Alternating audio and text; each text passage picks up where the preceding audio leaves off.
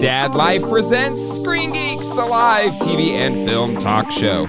Tonight, Ralph and I are going to share our first impressions and reactions to Ghostbusters Afterlife. Yes, we have finally gotten to see this film. So sit back, relax, and enjoy the show. We open the gates of hell. Hey, have you missed us? Hello, everybody, and welcome to Screen Geeks. My name is Jay, and with me, as always, on this journey of screen geekery is my good friend, Ralph. Ralph, how you doing on this very late night? Do you really want to know? Yeah, I want to know. And also, just so we know, spoiler alert, banner is ongoing. Ralph and I is sharing our reactions to Ghostbusters Afterlife. You've been warned, it's on here the whole time. So if you're watching this, you have seen the film. All right? Okay. Go ahead, Ralph. I'm phenomenal. How are you? I am doing great as well. Oh my God, Ralph. I cannot I still haven't quite processed all the emotions, but I was, even though everyone knows me, like, oh yeah, you're the Ghostbuster guy. You love Ghostbusters a lot. Yeah. Like uncomfortably, like too much actually. Right. And so you would think I would be emotional going through this, and I was to a certain sense, but I didn't expect to be this emotional about this film, because it was even more so than anything else. I thought it was just a beautiful emotional tale journey for a character that I didn't expect to be as prevalent and core of this story. It was beautiful. Beautiful. Yeah. Yep. I don't know. I mean, people are still in here. The spoiler alert is up, but this before we get the end credits, the movie is for Harold. Yeah. And like the biggest love letter to Harold Ramis, I think. Yeah. like again, like it's almost my wife Colleen, she was just like, oh, that's why it's called Afterlife, and it was there the whole time. It was there the whole time in the trailer or in the title, and right in front. And again, just like all these things, we kind of expected to a certain extent, right? Like there's just this kind of sense that, well, it's a film about ghosts, so they could obviously, even though, that I think last week I talked about puppet, like a puppet Egon. The guys are, I don't know. Maybe. So yeah, but before we get definitely started the chat, because the chat's hopping. John Rhodes is here, bearded toy guy. We stick around for both post-credit. I did. Did you stick around for both of them, Ralph? Absolutely. Scott D is here. But he was here. Oh, he's in the theater. Warlord is here. Jay Griffiths, Lewis saw it with my brother, and yes, I cried. I cried as well. Just got back from for Dartherian, teared up at the end. Agreed. I Brandon 3G can't watch till this Saturday. Just drop by and say have a great show. Thank you, I Brandon 3G. Casino Skunk Productions. I predict that Jay will have puffy eyes on this episode. Brandon TV, David V, Riley Bob didn't make it tonight, going tomorrow. We talking spoilers? No, it's spoilers. Or foilers. It's Jane Tears and can't start the stream. Just about. Puggy 2. Spoiler alert, everybody. Bearded toy guy, Puggy. Oh, we got Ryan Dole from Yes, Have Some. Let's see. Antonio, Shields Up, spoiler alert. It's right there. It's a banner at the bottom. Just be aware. I thought it was amazing, very emotional. That spoiler banner is my sign. I'll rewatch tomorrow. Yes, please. If you have not seen the film yet, it's one of the rare instances on a video on this channel, but like, just stop watching. Yeah. And watch it later. We'll be here after you watch it. Yeah, we'll be here waiting for you. Come back to us. Let's see. Nikki 6, lifelong toy collector. Adam, Benjamin. Who else we got here? We got IC Games. Did we do Anthony Daly yet? No. Jamie Vaughn, Michael Palmer, Grayskull. There's a new Ghostbusters movie. That's Caesar. Shush. So many people in the chat. Is this Toy Geeks? Well, but yeah, like again, I cannot believe how beautiful the third act was. Like it's kind of weird. It wasn't, I don't want to say it's anticlimactic, but it was climactic in a different way that I just did not expect it to hit the way that it hit. Does that make sense? Right. Yes. I have 3 issues with the film. 3 issues. Number 1. First one is that like it's the same deal as the first Ghostbusters. It's like it's almost Force Awakens in that the Keymaster Gatekeeper Gozer that like I mean I liked it. I really liked it, but I was like, oh man, okay, it's weird. This almost feels more like Ghostbusters 2, like as if Ghostbusters 2 didn't exist. But it wasn't a big deal because I loved it. The second thing that bothered me was the actual entrance of the original Ghostbusters. Interesting. Okay. I expected a little more fanfare, but I did like the sort of off-camera. Hey, flat top. Yeah, I see. Very excited, but they were just kind of standing there. Like we kept hoping to see them show up in the Ecto 1A, right? Yeah, Ecto 1A, right? Yeah. So it was a little bit kind of just like, oh, they're just there. I don't know how they got there.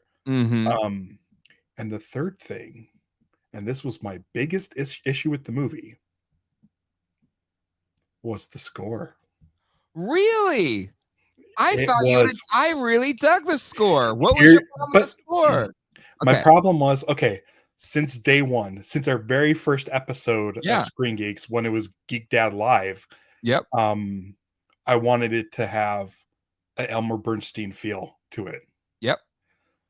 This just lifted full cues from Ghostbusters 1 and dropped them in scenes, and it took me out of the movie. I kept like being like, oh, that's from that scene in Ghostbusters. I'm so familiar with that score. I'm just like, oh, like they're just reusing it for these scenes.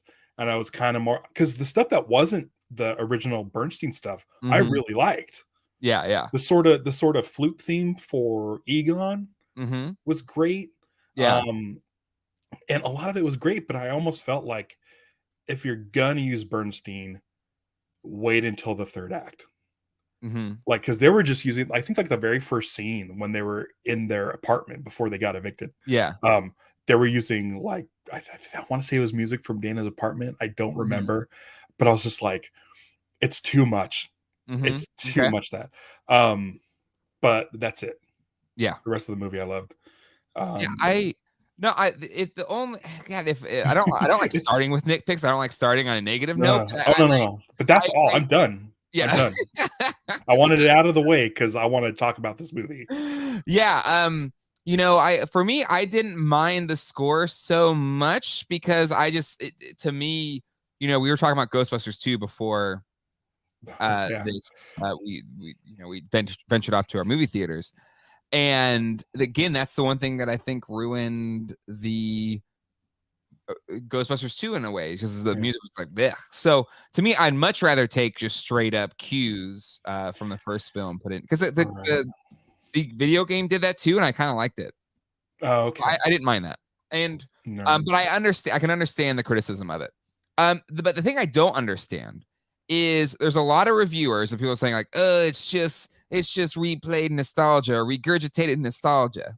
And to a certain extent, sure, you could say that, but and maybe it's just because I'm a diehard Ghostbuster fan, but I don't know, just the way they kind of slowly peeled the layers back to get to there, I kind of dug. I like how they went into Tobin's Spirit Guide and kind of got more into the lore and all of those kinds of things. If there's anything that was kind of like, I wish they would have did a little bit more, is you had Evo Shandor there, and a great cameo by J.K. Simmons, by the way. That was awesome. But and then it was almost like that, which I get that play, get that, like, subverting expectation. But I kind of really, again, in the video game, he was the big bad, and I just thought it was kind of a quick into that storyline, that I think there's a lot of stuff there. So I dug it, but yes, it evokes a lot, it has a lot of similar beats and a lot of the same feel, but it didn't feel like rehashed nostalgia. Like it felt, again, just like this was a story. This was the kind of ending and completing one chapter of Spengler and opening a new one in a really loving way that, Force Awakens fell short of a few things, where Force Awakens didn't have the core people come back. We had it in this film. Even people that already passed away, we had it in this film. And I think it passed the torch in a more like earned way versus the more, I think, muddled way they approached it in the Star Wars, the sequel series. Everything felt really organic and natural. Yes, the kids kind of picked up on the tech maybe a little too quick, but whatever. But I loved every single minute of their story. And in terms of like a passing the torch type film, I thought it hit all the notes just right, and it didn't feel like rehash. Yes, it's nostalgic. Yes, it's pulling on your heartstrings a bit, but it felt earned. I don't know. Am I just too biased of a Ghostbusters fan to feel that way? Well, I'm not as big of a Ghostbusters fan as you, obviously. Yeah. But I mean, I remember seeing it in the theater.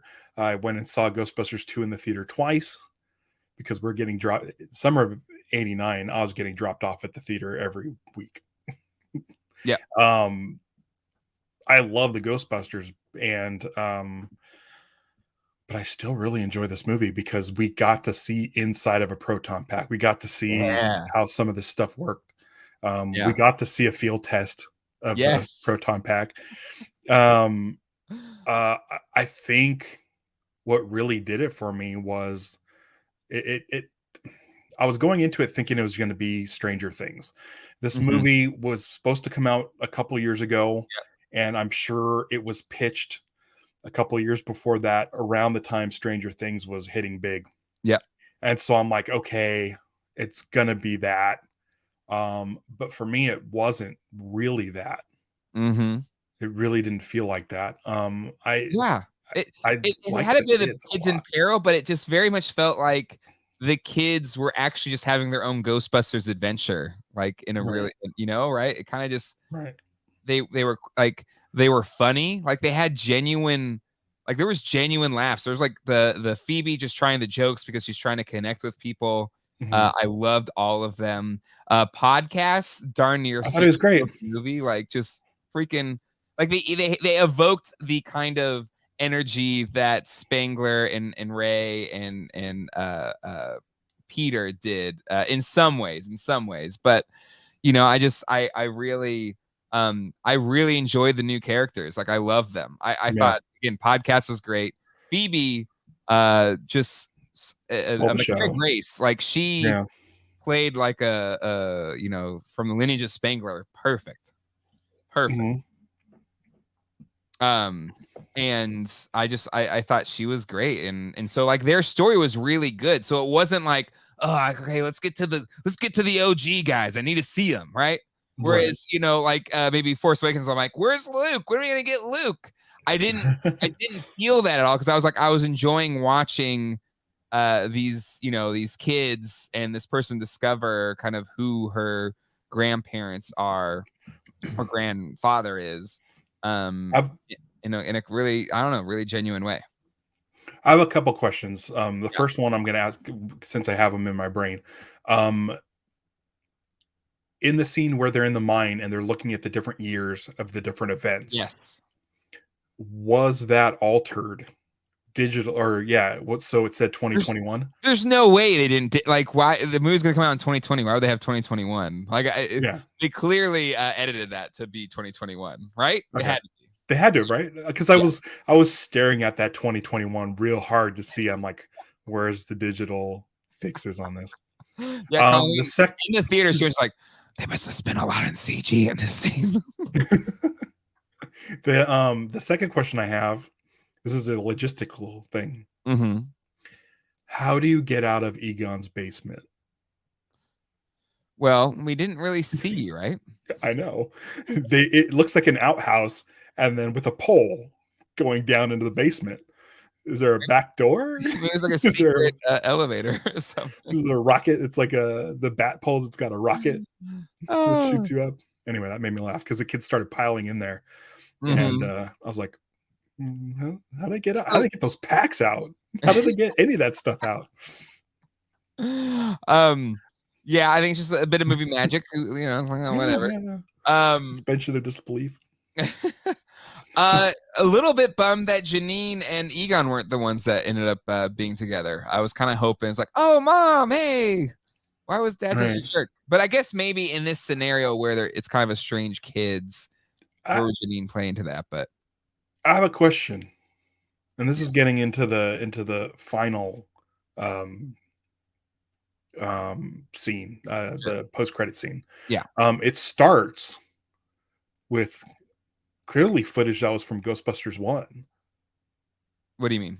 Oh, with the coin. yeah. That was a cut scene that was in the DVD extras. So I really love how they used that. Yeah, I hadn't seen that before. You hadn't? Yeah, it was. I No. believe the first time they did it on DVD, that scene was in the extras. And when you see it there, it like makes sense. Like, oh, yeah, it's kind of you don't really need it. It's kind of like just a throwaway scene. But I love how they took that footage, 4K'd it up. It looked great, Yeah. and then tied it into Janine and both the mid credit scene and the post credit scene. I adored both of them. Uh-huh. One, because there was like the movie ended, and I was like, okay, loved like they put the packs on and they were right back in their roles. The Winston lines were perfect. The Venkman lines were perfect Venkman, and the Ray lines were great as well. Like they felt like Oh the God. characters. Weren't they That perfect? okay. So the rehashing. Mm-hmm. We always wanted to know what would happen if Ray said yes. Yes. And this time he said yes. And so we got to see that. So that was kind of fun. Like it's one of those things where it's like, oh, it's again a thing from 1984, but But it was it neat because was it was like, did you learn? It wasn't just like yeah, hey, we said the line. Like right. it was just, it felt better, I guess. But I like the Winston line. Yeah, I'm a god too. We're all gods. like Um, that's gonna stop. yeah. That's gonna stop it. And so all of that, absolutely loved it. Loved every millisecond of it. But then in the Oh credits, I was God. like, but where's Sigourney? Like, where's Dana Barrett? Oh Clearly yeah. has the wedding ring on, so clearly they got together. Come on, where's Dana? And then we get the very quick mid-credit scene, and it was just again, it was just the chemistry between Sigourney Weaver and Bill Murray still there. Like it was there on camera, and it was wonderful. I freaking loved it. Yeah. And it was great because it came like a split second after her credit. Mm-hmm. It gave you just enough time to think, where was she? Was she a Mm-hmm. voice? Yeah. And Yeah. then boom. Boom. And a couple of wavy lines. Yeah, I freaking love that scene. I absolutely loved it. Again, we're talking about the movie, so if you don't want to spoil it, get out of here. But I appreciate everybody that's in here right now. Absolutely. I love that scene. And then you had the post-credit scene where they repurposed. I love that scene. Yeah. And you essentially set up the next film. And I love that Winston became a successful business person and is brought. The movie ended with Act One going back into New York City. Freaking love that. And then I was like, oh, you kind of maybe assume what's going to happen next, but they just straight up show it to you in the post-credit scene, and I freaking loved every second of it. But also, another thing, like while I was watching it, and Ray's occult's still open, yet he's hard on his luck. I'm like, how is this? How does he keep this bookshop in New York that's like clearly no one's going into it? Yeah. And then we find out at the end that Winston's just been paying his rent for him. Yeah. Like Winston's like crazily like the most successful Ghostbuster. But it makes And sense because but he was the he loves it. well, he had the tools and the talent. I love that line, but it makes sense that he would be the one to actually probably be the most successful because he was the realist, right? He was just like, Right. okay, you guys are kind of ridiculous. Like, let's be in the, let's think Right. about this practically. And so again, it's not out of character, right? It's in character for Winston to be the sensible one that learned a lot as a Ghostbuster and then took it and became really successful. And I love that clearly, he saved the firehouse, brought Ecto-1 back to New York. So clearly going to try and put everything back together again. And hopefully sets us up for future films. So Hopefully. Well, I mean, at the beginning of the movie, there's a logo that was a division of Sony Pictures, which was the Ghost Ghost Corps, Corps. but they've been around for a while. They've been around since 2016. So Yeah. that's been Ghost Corps. So it's kind of saying, hey, listen, we have something set aside, Yeah. a production company set aside to bring more of this stuff out. And a Winston-led film. What was Winston's business? Just don't dig too deep on that. Just don't dig too deep in it. I feel like if they do a movie, that'll be the first thing explained. Well, but I love that you talk about you wish that Ghostbusters became like a franchise thing. I've always said that. And they say it in like, the first movie. Yeah. The franchise rights alone. And maybe Winston finally does that. Like he's like the CEO of Ghostbusters Incorporated. And kind of brings it back. Like if this Oklahoma cross rip or whatever makes it so that ghosts are around a lot, then awesome. And you have what's nice about however many years have passed now, those kids can grow up a little bit, and they always grow up really fast, and then they can kind of take the mantle and maybe have other stories too. They do TV shows, stuff like that, if you actually have like Ghostbusters International. And how long ago did they shoot this? 3-4 years ago? It was 2019 they shot it, right? It was like a really quick turnaround, I believe. So a couple of years. So those kids are already, 3 years older. Mm-hmm.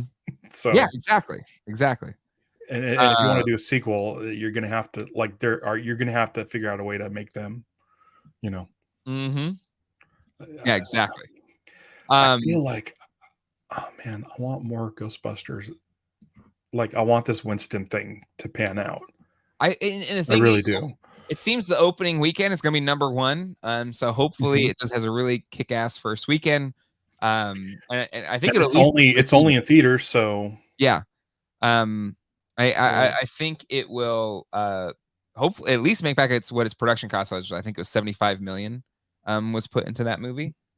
So hopefully it at least breaks even, if not makes a little bit more money in this weird movie time. And yeah. Again, I'd love a TV show or but that's the beauty of that post-credit scene, is it sets it up for Winston kind of making a multi-market franchised out Ghostbusters, and that's really exciting. Did they say? I thought they said the firehouse was a Starbucks. It was a Starbucks, but clearly it wasn't because it's still there.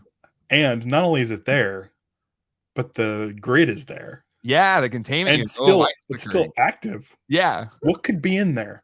Did we see the grid in 2? We didn't. It was not shown. But we're assuming it was in 2.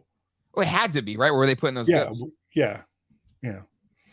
Puggy 2 podcast stole it. Yeah, podcast. What a But again, the chemistry between him and Phoebe was great.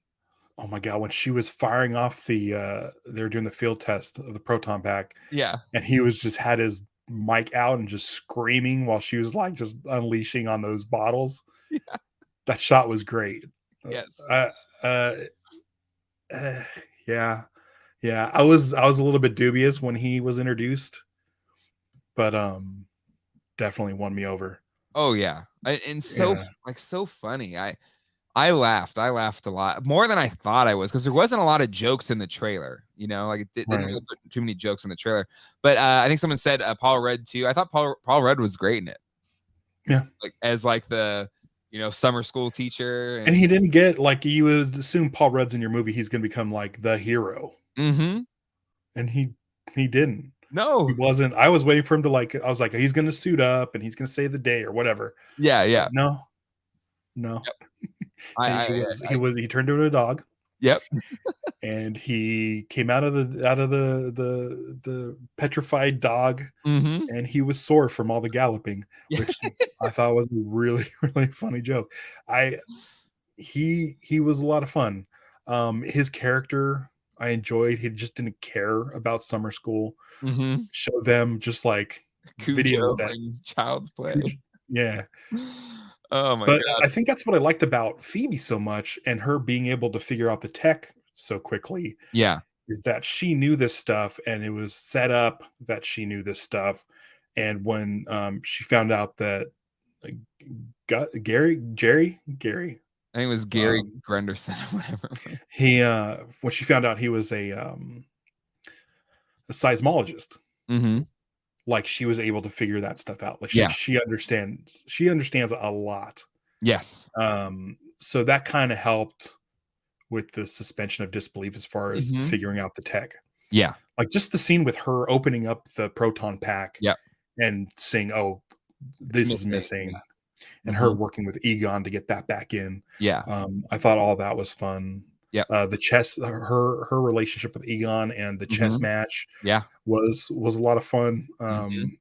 Just kind of all that stuff with Yeah. and especially having Egon sort of tied to the PKE meter. Yes. I thought Mhm. was a brilliant stroke because it was Yes. like that's what Egon had is the PKE meter. That's the thing he carries around, Mm-hmm. and to have that sort of be this like this sort of conduit for Yeah. knowing where Egon is in Well, in an empty room. and it magically allowed not to Yeah, be too whatever about it, but it magically allowed Egon to really pass the torch because yes, she's really smart, but he could be there and he was kind of showing her how to put it back together and all those kinds of things, which was really neat. yeah. And there's another quick moment with Trevor as well when he's trying to get the Ecto 1 to start, and then you can see Egon Oh, gets the engine, the little wire, and puts it back together so that it starts up. I freaking love that. Ghosts Taser PKE. Was it there the whole time? It looked modified because the ends look shorter, so I think he modified it to do that for sure. Yeah, For sure. yeah. That opening sequence with Egon sitting in the chair, essentially committing suicide so he could become a ghost, Mm-hmm. was great. And to see the beam come out of the farm, Yep. and fly off to the camera right before we get the Ghostbusters Afterlife logo. Yeah, no, I again, like just that scene, even though it was kind of in the trailer, so I kind of knew it was coming. It was an emotional scene. Like it was really impactful. I was like, oh wow, whoever the actor they got to play, Harold Ramis as Egon, they looked the part really well. And again, like I like that you never really saw the face until he was a ghost. So you didn't have any like kind of weird uncanny valley thing. I was telling Stevie, I said I think that might be the best looking CGI person I've seen yet. And I think that's because he was a ghost. Exactly. So he's kind of see-through and he didn't talk. Yep. Yes. And as much as I would have loved to hear his voice, as soon as that mouth move, it would have looked wrong. It always looks wrong. And the performance just with the smile in the eyes and connecting with everybody, like with each member of the family was like, okay. And showed a lot more like so last week we were talking who's going to be the fourth Ghostbuster. We know that the three were going to be there because we saw the shot of the hands holding the wands, and it was Phoebe was the fourth, but he's there with Egon guiding her. Getting teared up now. It's so beautiful. It was really good. It was really good. But I thought like that's all we were going to see. Yeah. But then we get so much more. And the fact that the effect was so good, I'm like, okay, don't keep this going so long where we start noticing it looking bad. Exactly. And I think it was good. And exactly, like, so yeah, you're right. Like I was like, oh, that's amazing. Like it's here, this is beautiful. Like he's there helping her kind of hold it together. But then he then goes with, they have him there with the other Ghostbusters, and you have the scene. They look over. Yeah. Oh, it Yeah. was so beautiful. It was literally a literal passing of the torch. Yes. Yeah. And Um, a scene that I didn't expect to get, even though I kind of figured Egon would show up in ghost form in some form or fashion, but just the yeah. way he was used through the whole movie, and then you finally see him. He's there to help Phoebe kind of finish what he started, and and then you have all four Ghostbusters on screen again, which is the one thing that I think And all of us Ghostbuster fans were kind of heartbroken when Harold Ramis dies. Like, okay, that's it. You know, yeah. we won't get that, and we got it. And even though he's passed on, like I was so respectful, It and felt like he was there. yes, Yeah. and I it was beautiful. Yeah, Yeah. ugly cried. Yeah, I was just like the tears, like. Well, that might help with the CG too. Like that's what happened when I saw Luke on Mandalorian season 2. Is like he looked great the first time Yeah. because my eyes were glazed over. So we'll see on subsequent viewings how he looks. But Uh, man, they really I thought it was great. I thought it oh, looked great. Puggy. And then podcast one listener is Ray. I And that love was another thing. That was another thing where it was like mirrored. yes. Ghostbusters 1 is podcast covered in Yes. marshmallow, Yep. and then him saying, "You just survived." Yeah, Oh, I love that. It's like it really gets it going in episode 46. I was like, oh, yeah, that was such a good payoff. I love that. yeah, It was a good joke on its own. I thought it was funny. Like I laughed, and then to bring it back there, I thought, oh, I freaking love that. I yeah. love that Ray was his one subscriber. um anyway, yeah, I thought it was 46. I thought it was episode 46. Maybe it was 48. I thought it was I 46. thought it But was 47. was it 47? Maybe it's 47. I One don't of know. those. I don't remember. Um Doesn't matter, guys. uh We'll Christopher, all see it multiple times, and we'll know every Christopher line. Miller is not happy with the film. I'm sorry, my friend. If you thought the OG cast was going to get more than 10 minutes, it never set expectations with me that was going to be the film. And honestly, Yeah.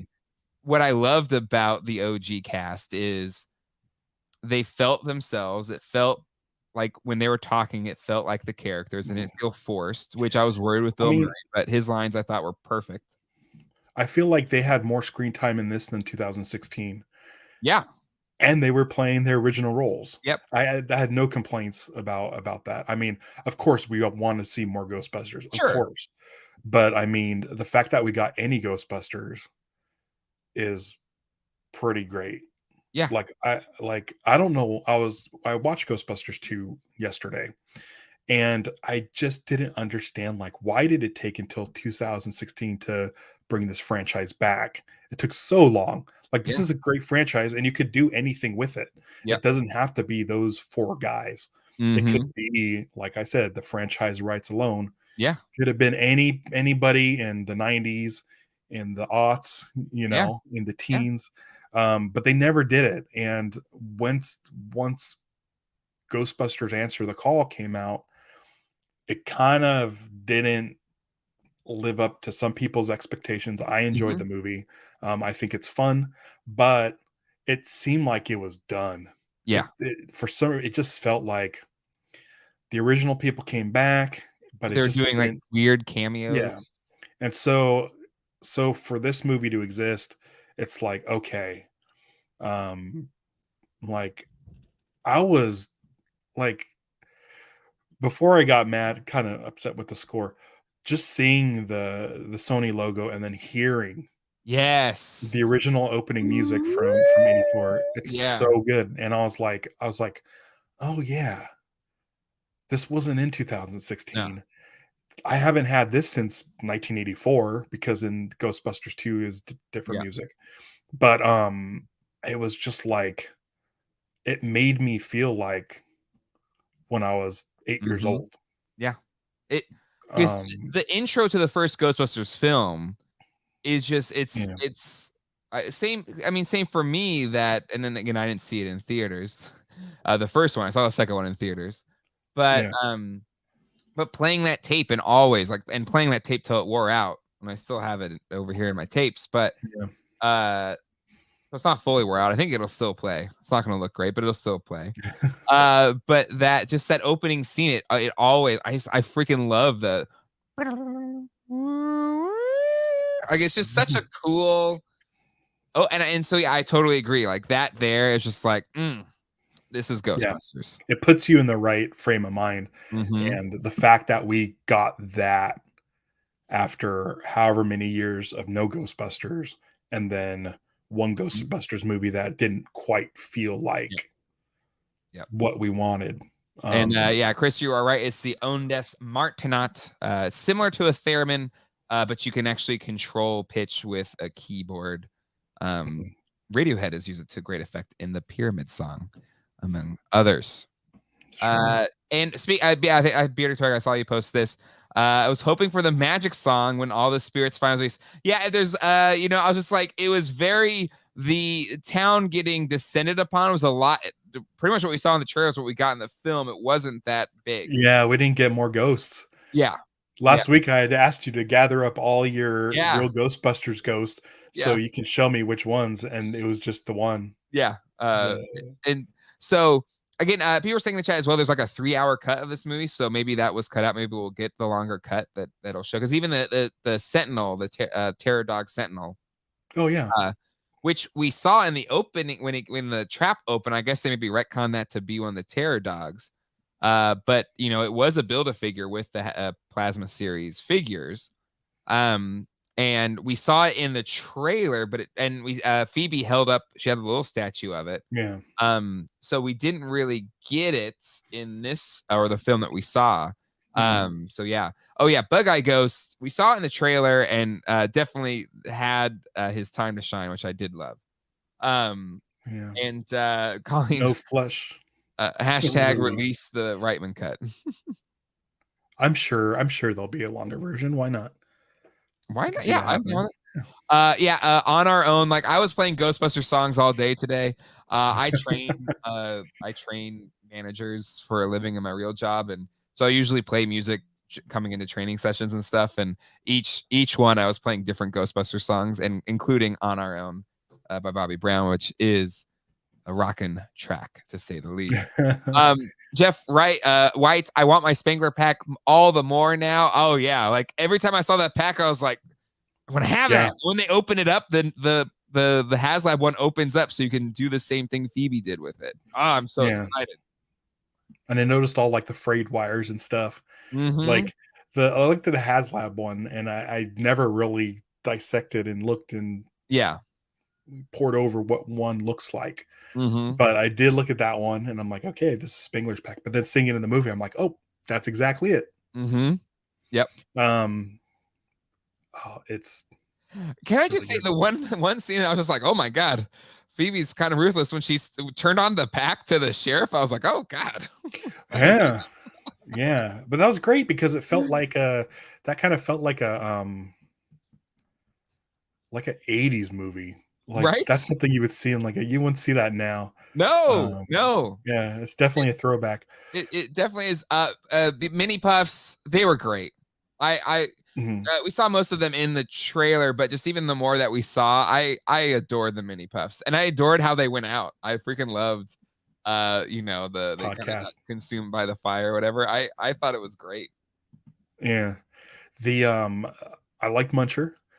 I like the payoff of Muncher, of them not being able to get in the lockdown where the proton pack and the equipment were. And as soon as podcast reach for the controls, I'm like, oh, here we go. Yep. I noticed in the credits it was Josh Gad.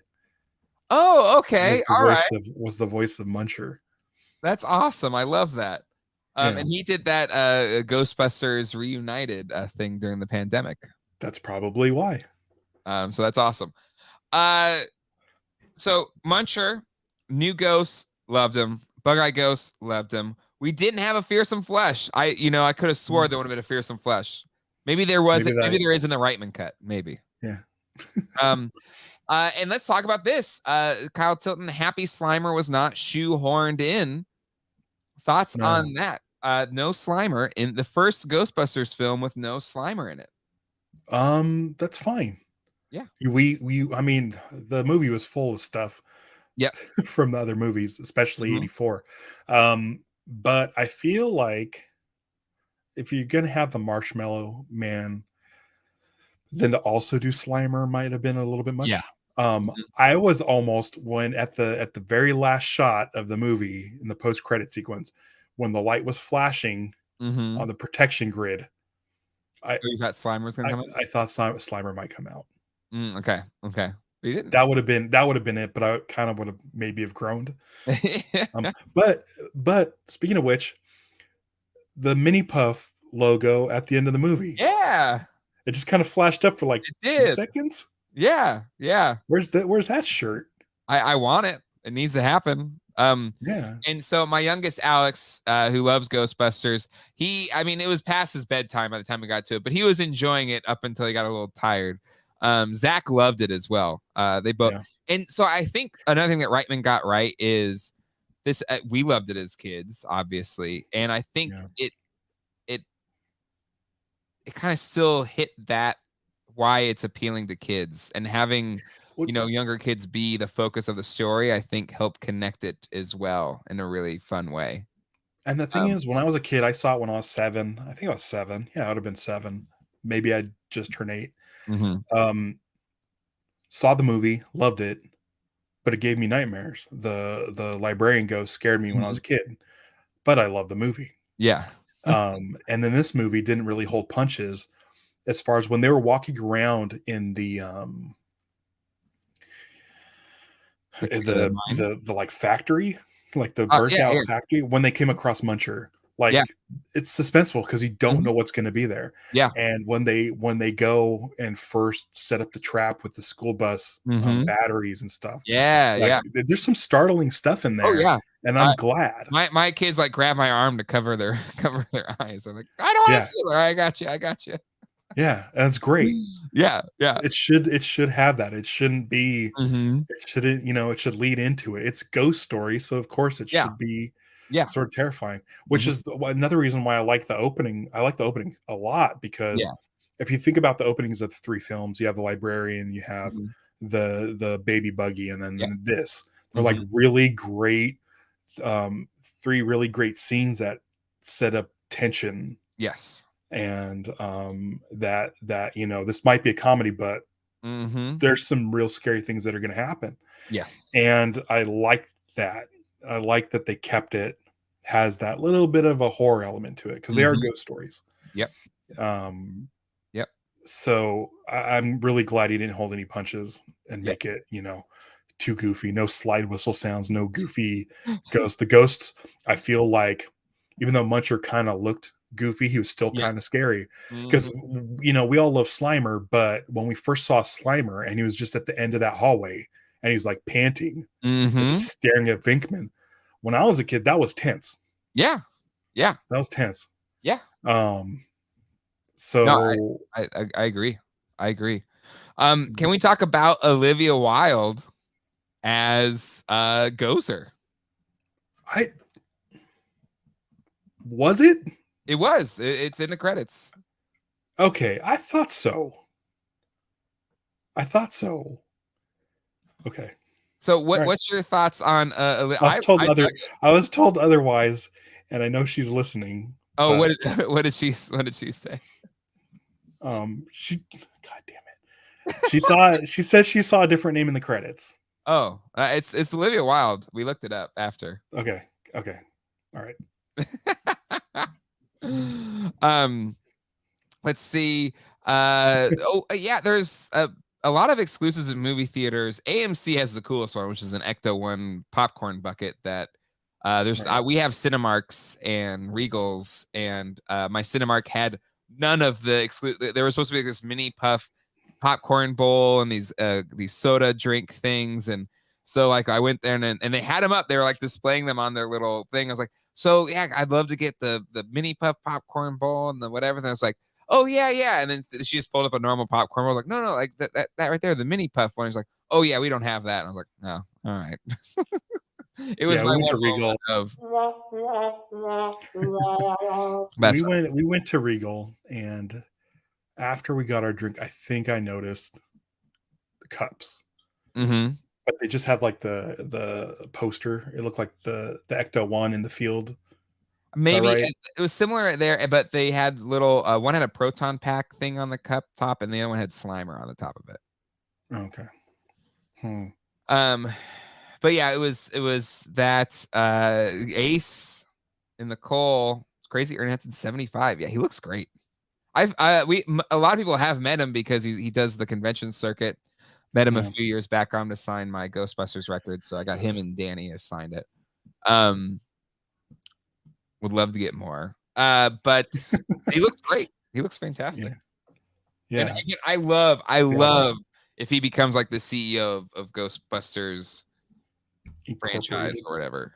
Ghostbusters Inc., whatever that is. Okay, the suits Mm-hmm. looked closer to the Ghostbuster 2 gray suits than the old tan suits. Am I wrong, or is that the lighting? I think it was the lighting because those were definitely the Okay. tan ones. They weren't the gray Okay. ones. Because the gray ones are really dark. Right. They're really. I think it was just dark. I think. Yeah. Okay. Mm-hmm. Yeah, the wave recorder reader helmet. There's a lot of little ones like that. A really subtle one that I liked was on the closet where the suits were, where Spangler's suits were. I loved that there was the made little cleanup door hanger thing that was on their office at Columbia University. And the whatever that orange machine that gets wheeled out in the first one, the dude with the headphones. Yeah. Playing the that was Air in there Supply too. song. I can't wait forever. That's what's going on. Whoa, you don't want to get flagged. Because that was That's so spot on. it was That's so spot on accurate.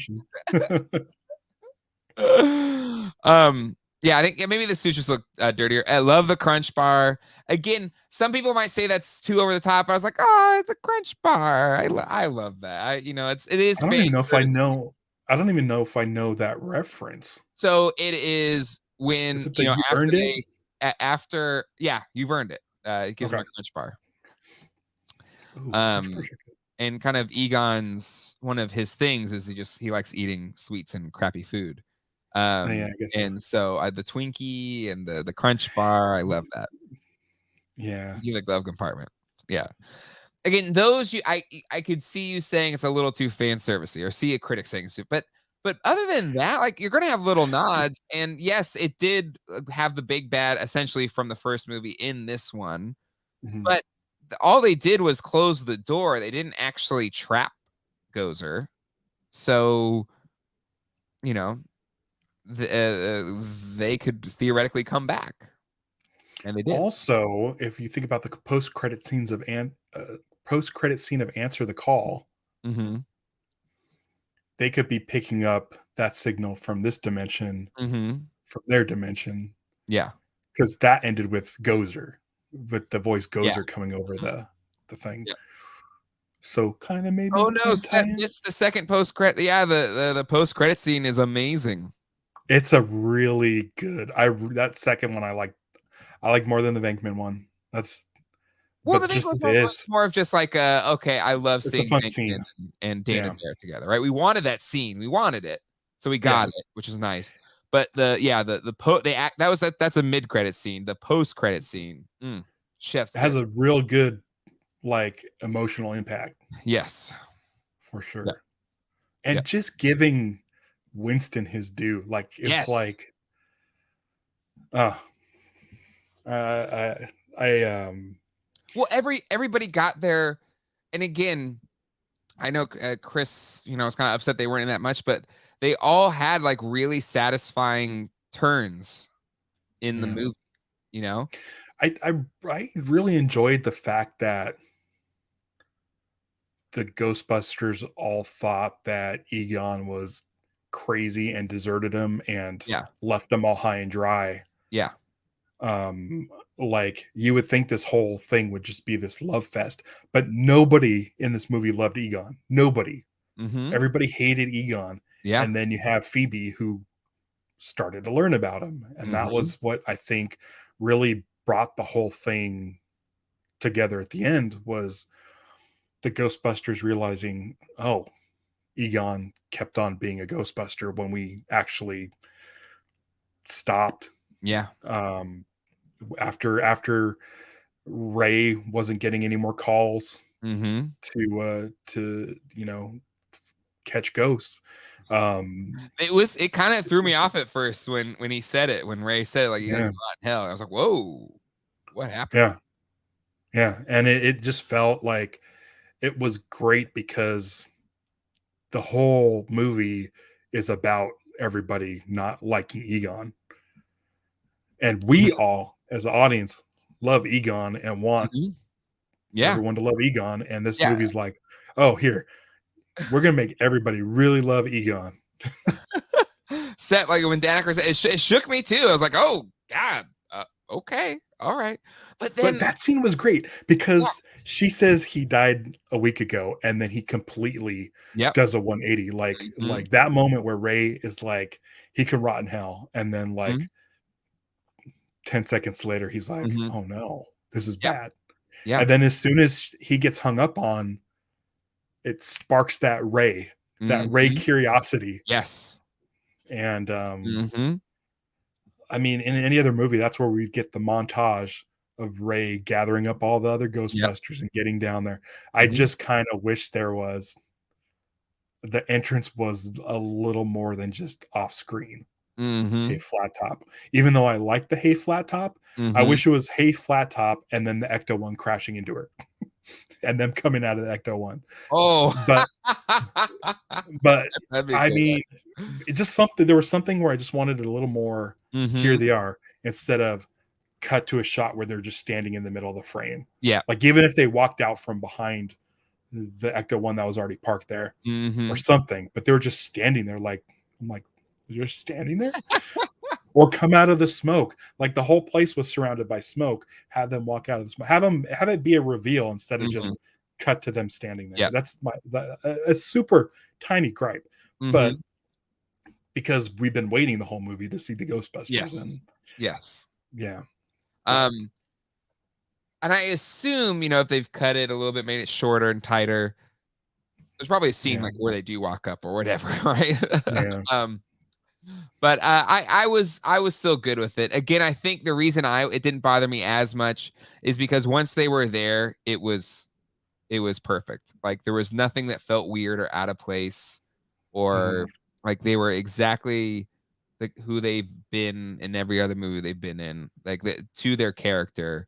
Um, in a really fun way. Like they chewed up their scenes as you'd want them to chew them up, and then once Egon's there and just fuck, seeing their reaction to, even though it's a CG thing, but like seeing Dan Aykroyd, like Dan Aykroyd is Ray, tears in his eyes as he's looking at Harold Ramis, yeah. like it just that made it that much more. Like they But for sold that so well. Like it yeah, how do you makes do it so that? Because it's a right. CG guy. He wasn't there, but I Yeah. totally believe he was there.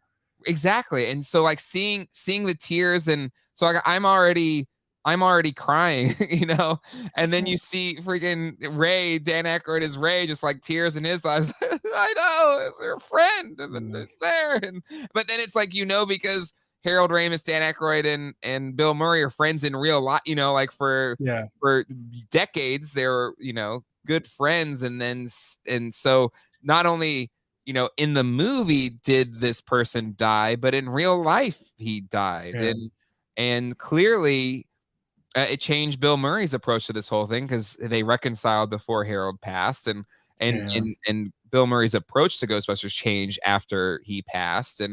And so just like the weight of that scene was just so beautiful, and it could have been really hokey, but it was just beautiful and emotional and just absolutely moving. I loved it.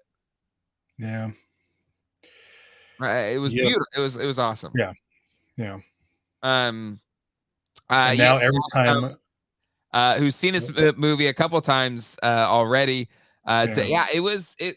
I wasn't devastated. It was just more like I was just moved. I was really moved in a way that I didn't expect to be moved, because I just thought it was a really beautiful story about Egon and his family, yeah, and it didn't feel unearned.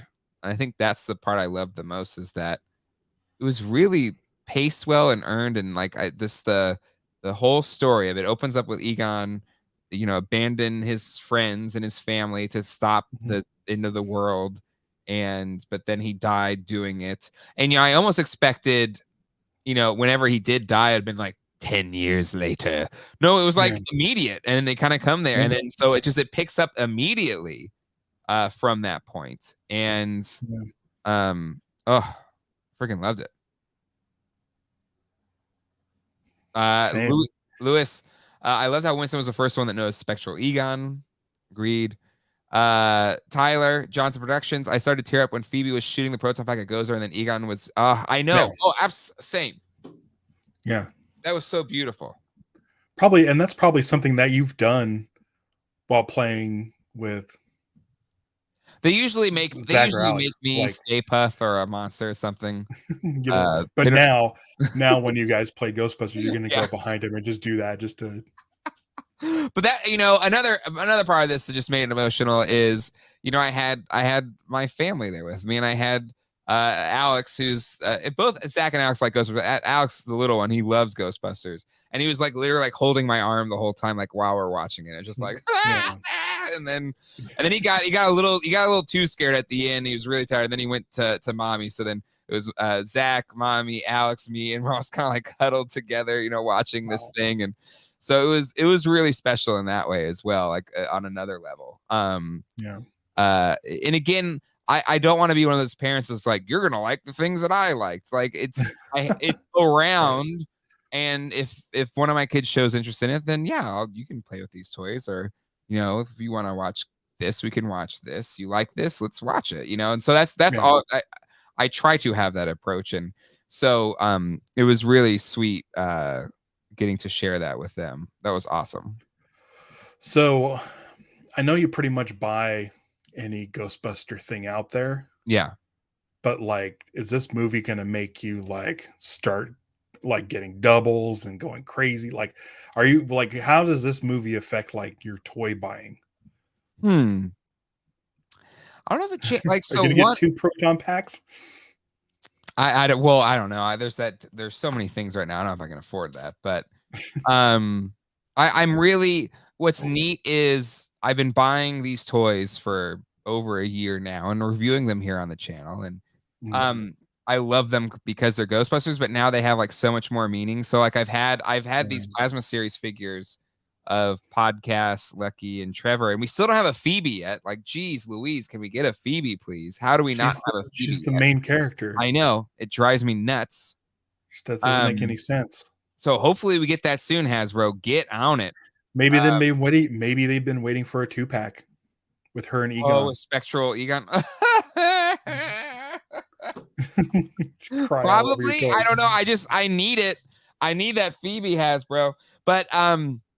But again, just falling in love with podcasts is just having a podcast figure now means so much more to me than just having it put on does he get put on a different shelf now? Well, they're on the same shelf. I've been having the OG Ghostbusters right here on my shelf, in preparation of the movie coming out. But yeah, I just I think they all have more meaning now. And even though I was really pumped to get, obviously over the moon pumped to get finally a proton pack in a year. It again, seeing it there, and I was just like, it does have me that much more excited about it. And I hope that now that the movie's out, it's already past, its first goal. It's heading towards its next goal. Hopefully it hits all of its. This is a great commercial for that HasLab.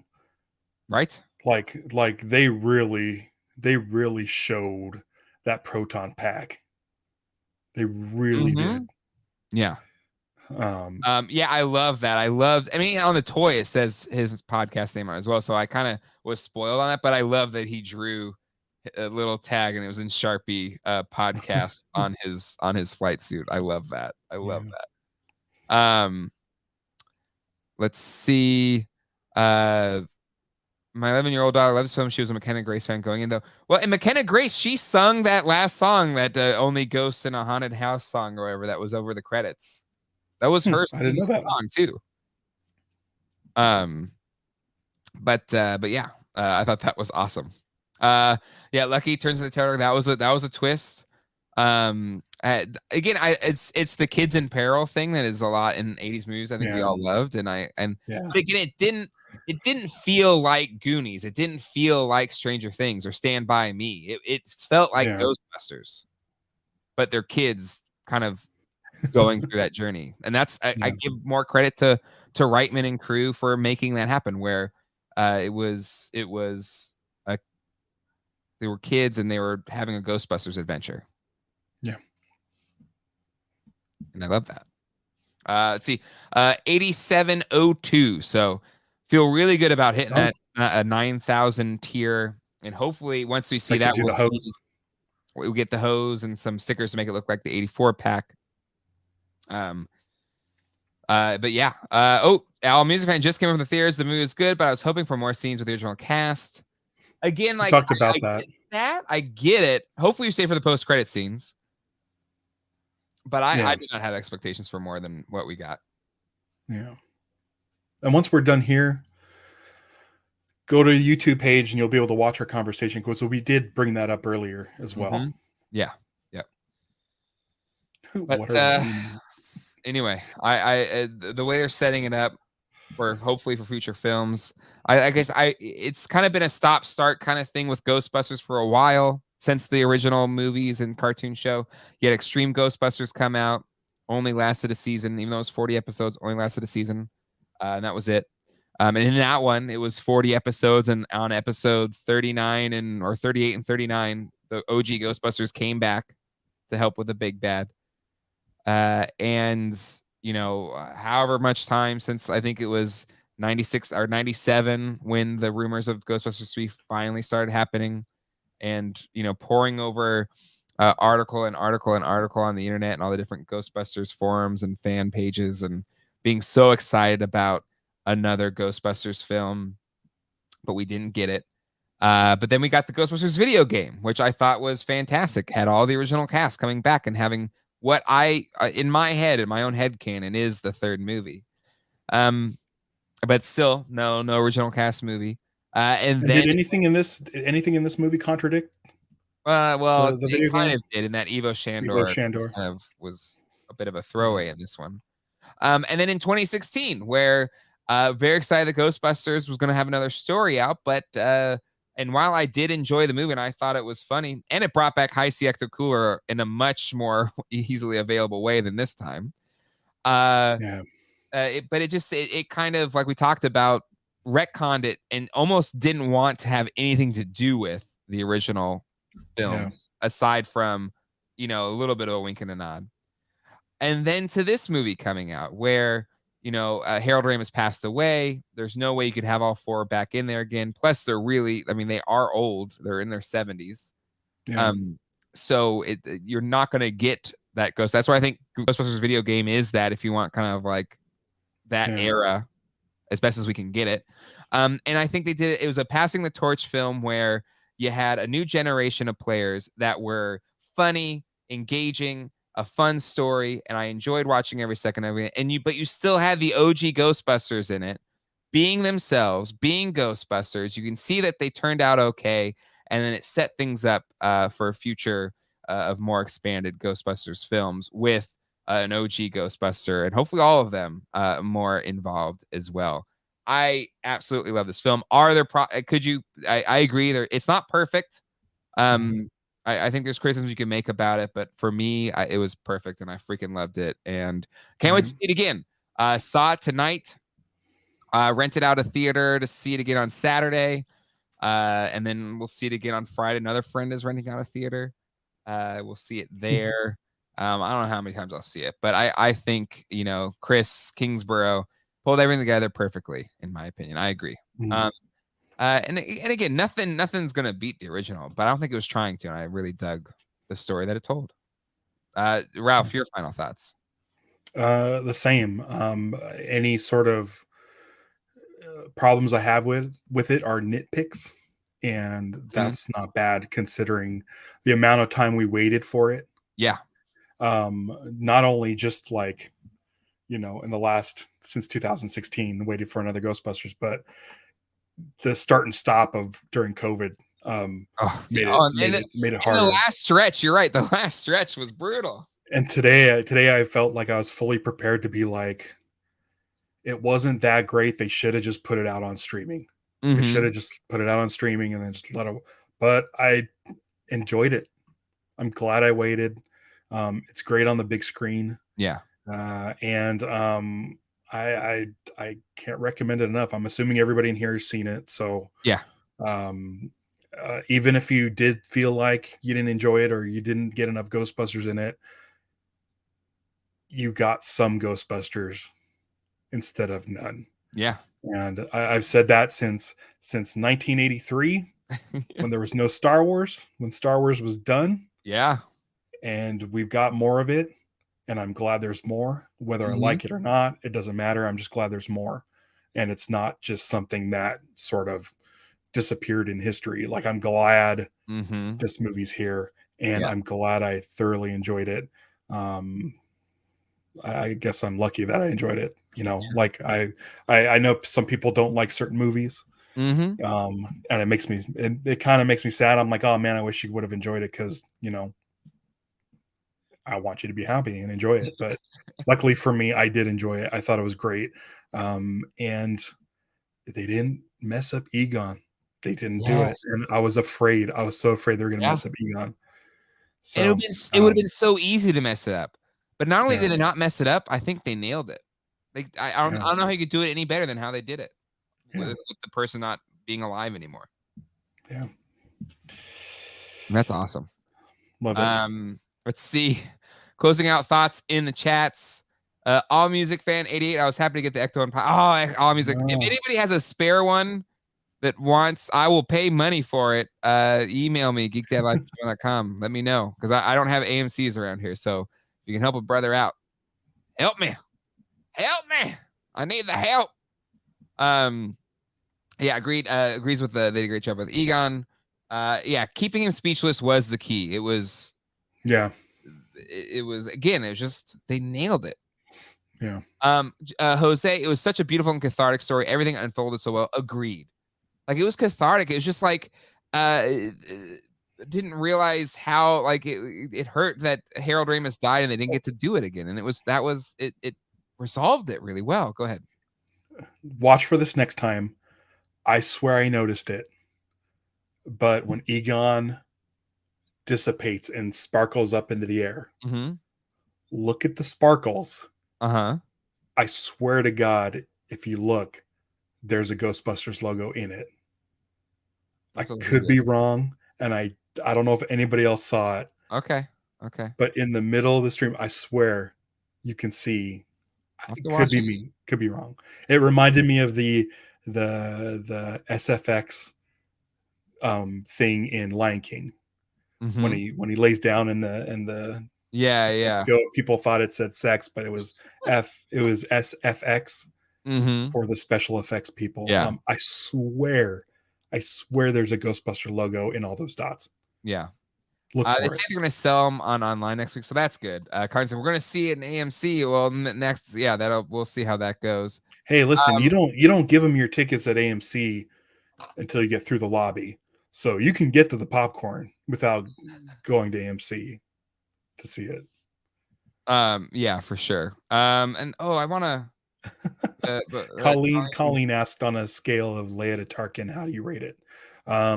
Ooh, better than both. Again, yeah, I think better than both. I think the fact that he was a ghost helped a lot. Yes. He was see-through, and so you couldn't see, like, the skin didn't have to look so perfect. And the Yes. fact that he didn't talk and he didn't really do much with his eyes. Yeah. Yeah. Agreed. I think this is one of the better CGI recreations. Colleen sent me this tweet. I did want to share it because I thought it was really, really nice as we're on this topic of how well they'd handled Egon. This was posted by Ghostbusters Legacy on Twitter. Mm-hmm. How great is that? That's great. I love that. Oh, and then she grabs the glasses. Yes. They're the same glasses as her. Oh, that's great. But yeah, I just freaking loved it. Okay, one final question. Yes. When Phoebe was in the gunner seat chasing Muncher. Mm-hmm. The little thing on the end of the neutrino wand wasn't popped out.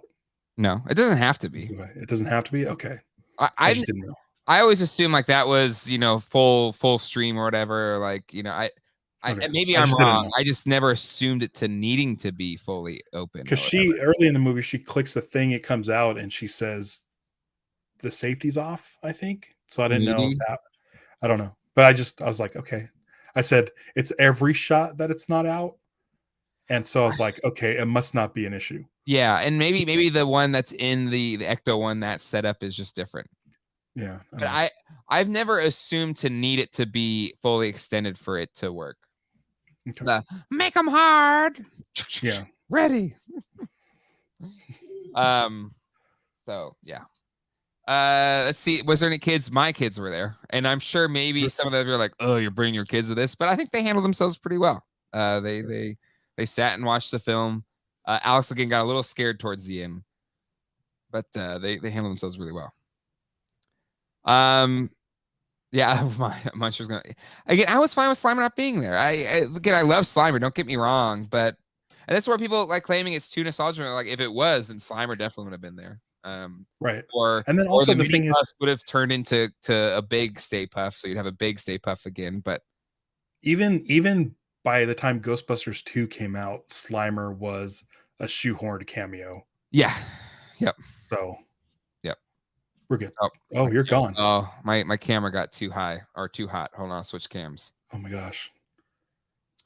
You hot? You got a hot camera? Yeah, I got hot, too hot. You're like boiling over. You're too excited.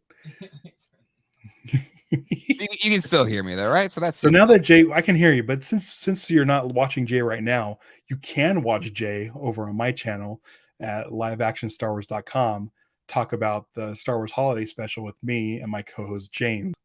That came out yesterday for Life Day. There you go. Got that in there. It was a lot of fun. It posted yesterday. Yesterday was Life Day. Yeah, yesterday was Life Day. And Life Day is like gone commercial because there was a bunch of products for it. Official. Yeah, like official Life Day products. Yeah. So I own the official Life Day patch, pin, Starbucks cup. You can find Ralph's YouTube channel over at liveactionstarwars.com. So if you use that website, it'll like take you directly to his YouTube page. And I think it's the most recent episode is the one that I was on. Yeah, came out yesterday. We post about maybe once every other week. But the beauty of that was finally watching the whole holiday special was much more enjoyable with people. So you get to enjoy it with people like Ralph and I and his co-host James. So it was a lot of fun. All right. Any other thoughts here? Let's see. Wait, who's in two scenes? I don't know. Thank you for the stream. I have to disagree with you about No Slimer, but oh well. Hey, listen, like you're entitled to your opinion. If you hate it, that's fine or not. But this is just Ralph and I's opinion, and anybody else in the chat, like you're entitled to yours too. Like there's no shame if you didn't like it. It's impossible for a film 30 years after the last one to kind of hit all the marks probably the way we'd wanted to in our head, right? There's no way it's gonna do that. But I think on the whole, it was a beautiful film. It hit me on an emotional level that even though I'm an emotional person and I cry in movies, and this is like my favorite film franchise of all time. So even with all of that expectation, it still hit me harder than I expected it would. Yeah. And I love the new characters, and I love the OGs being in there and their time in there, and I love how they set it up for more.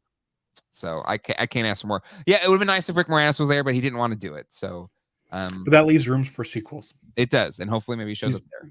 Yeah, he's back into acting now. Yeah. And but yeah. Anyway, Ultimate Spike brought his two sons, 6 and 8. They were way more behaved than teenage. That's a bummer. I'm sorry. But yeah, my boys were good too because they wanted to see it. We're a Ghostbuster household. We like Ghostbusters around here. Now you have a fourth movie. Yeah, hopefully. You have a fourth movie. Well, I mean, no, I'm saying you have a fourth movie. Oh, well, yeah. Yeah, that's true. I mean, yeah. This one kind of put that other one sort of erased it a little bit. A little bit.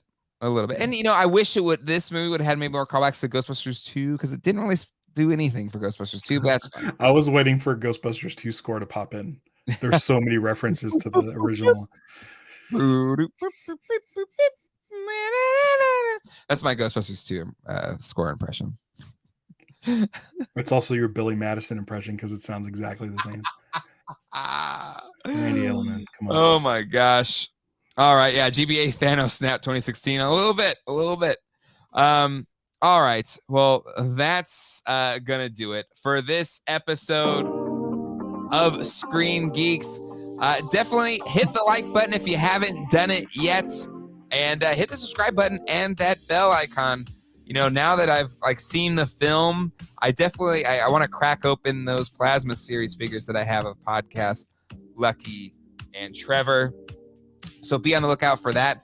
This Sunday will be Toy Geeks, and we'll be talking about a lot of things, including Ghostbusters Afterlife, because I think John's coming to the show that we're doing on Saturday. But we'll also be talking about some Motu stuff as well. And yeah, so stay tuned to the channel. I'm sure Ralph and I will be back talking about some sort of movie or something. Oh, no, wait, sorry. The Motu Revelation Part 2 is coming out next week. Oh, really? Yeah, November 23rd. Oh, we'll definitely talk about that. Yeah, absolutely. So yeah, tune in for that as well. Wait, hold on. 101 watching, only 37 likes. Let's get to it, people. Hit the like button. It's really important. Go ahead. Also, can I just say something? Yeah. As of right now, I love the Ghostbusters fans in the chat. Yeah. Uh-huh. So much more than the Motu fans. Because both me and Jay like the thing. Mm-hmm. And even if you guys didn't like it in the chat, you're still totally civilized about it. Yeah, see how nice I could be. We'll see how the Motu Revelations turns out. Well, because you know what, we both liked it and they hated us for it. But it's not the same people. This is like our normal crew. Yes. And good peeps here. You guys are good people. That's what I'm trying to say. Great people awesome. in the chat. Yeah, the Revelation brings out people that have never commented before on a video and just anyway. Who you gonna call Ghostbusters Afterlife? Go see it again. I'm gonna see it at least 7 more times. We need to make sure they make another one. So thank you all. We'll see you next time. Hasta luego. And goodbye.